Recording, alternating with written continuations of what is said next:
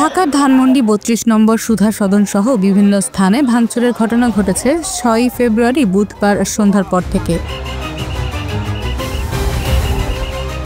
খুলনা, চট্টগ্রাম, সিলেট, রংপুর সহ দেশের আরও কয়েকটি স্থানে আওয়ামী লীগ নেতাদের বাড়ি ও শেখ মুজিবুরের মিউরাল ভাঙচুর, অগ্নিসংযোগ এবং বুলডোজার দিয়ে গুঁড়িয়ে দেওয়া হয়।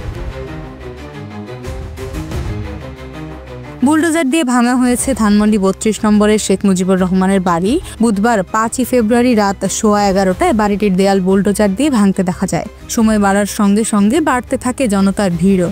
সে সময় বাড়িতে ব্যাপক ভাঙচুর চালানোর পর আগুন ধরিয়ে দেওয়া হয়। একই সঙ্গে প্রবেশ মুখে স্থাপিত শেখ মুজিবুর রহমানের মুরালটি সম্পূর্ণ ভেঙে ফেলা হয়েছে। পরে রাত 10:50 বাড়ির সামনে বুলডোজার আনা হয়। এমনকি ৬ ফেব্রুয়ারি সকালেও ছাত্র জনতার ব্যানারে ভাঙা হতে থাকে ধানমন্ডির ৩২ নম্বরের বাড়িটি।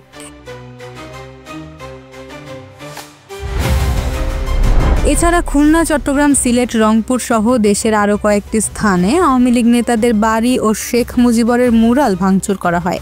আওয়ামী লীগের উপদেষ্টা পরিষদ সদস্য ও সাবেক মন্ত্রী তোফায়েল আহমেদের ভোলার বাসভবনে হামলা ও অগ্নিসংযোগ ঘটানো হয়েছে। বুধবার দিবাগত রাত 12টার পরে ভোলার গাজীপুর রোডে মিস্টার আহমেদের বাসভবনের সামনে 25 থেকে 30 জন জড়ো হন। এ সময় তারা আওয়ামী লীগ ও শেখ হাসিনার সরকার বিরোধী বিভিন্ন স্লোগান দেন।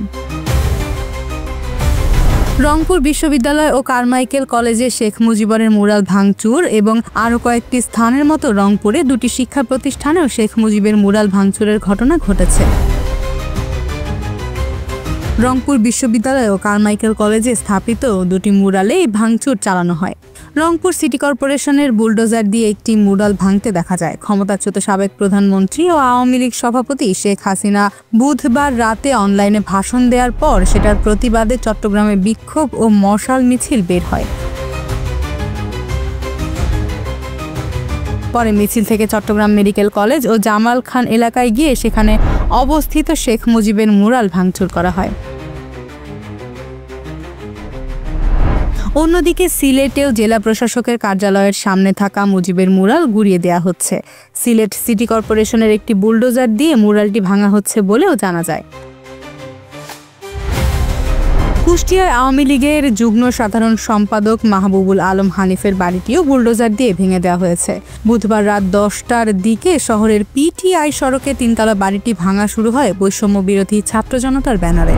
একটি বুলডোজার দিয়ে প্রথমে বাড়ির প্রধান ফটক ও সীমানা প্রাচীর গুঁড়িয়ে দেওয়া হয়। জানা যায় এই ভাঙচুরে যারা অংশ নেন তারা কুষ্টিয়া শহর উপজেলা মোড় থেকে মশাল মিছিল করে বাড়িটির সামনে আসেন। সেখানে 10টা থেকে 10:30 পর্যন্ত সময়ে মাহবুবুল আলম হানিফের বাড়িতে বুলডোজার দিয়ে ভাঙচুর করা হয়। এরপর সেখান থেকে মিছিল নিয়ে তারা কুষ্টিয়া জেলা আওয়ামী লীগের সভাপতি সদর উদ্দিন খানের শহরের কদমতলা 7তলা বাড়িতে গিয়ে ভাঙচুর করেন।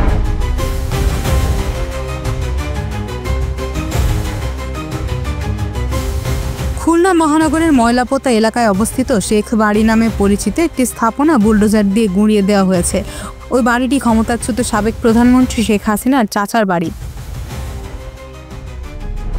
এরপর রাত 9টার দিকে অনলাইনে ভাষণ দেন শেখ হাসিনা। তার দেয়া এই বক্তৃতায় ধানমন্ডি ৩২ নম্বরের পাশাপাশি সুধা সদনের হামলার নিন্দাও জানিয়েছেন শেখ হাসিনা।